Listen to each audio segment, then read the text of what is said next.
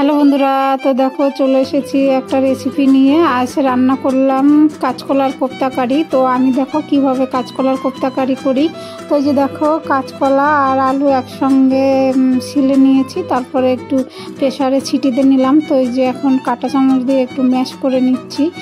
খুবই গরম তো বন্ধুরা, ম্যাশ করে ভালো করে এটার মধ্যে দিয়ে আর কি মেখে নেব বেসন।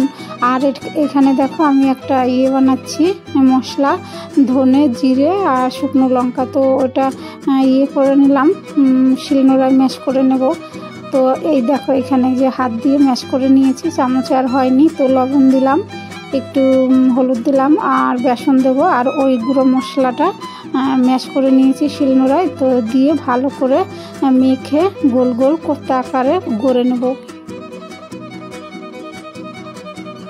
তো হাতে একটু তেল বুলিয়ে নিয়ে তো এই যে কাঁচকলার নিয়ে হাতে গোল গোল করে কোপ্তার আকারে গড়ে নিলাম।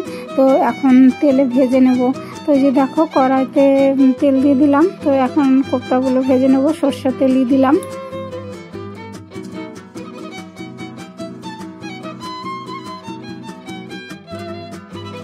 কাঁচকলা কোপ্তাগুলো ভেজে তুলে নিলাম। ওই কড়াইতেই তেল দিয়ে ফোড়নে দিলাম জিরে, তেজপাতা আর গোটা গরম মশলা।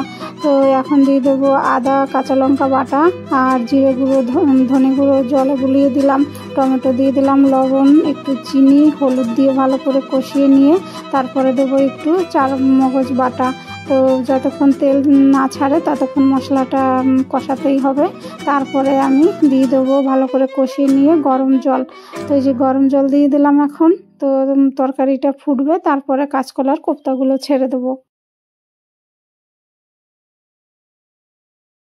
তো কাঁচকলা কোপ্তাগুলো দেওয়ার পর ফুটেছে। এখন এই যে দিয়ে দিলাম একটু গরম মশলা, ঘি আর ওই যে মশলা বানিয়েছিলাম গুঁড়ো মশলাটা দিয়ে দিলাম। তো এই যে দেখো আমার কাঁচকলা কোপ্তা কারি রেডি হয়ে গেল।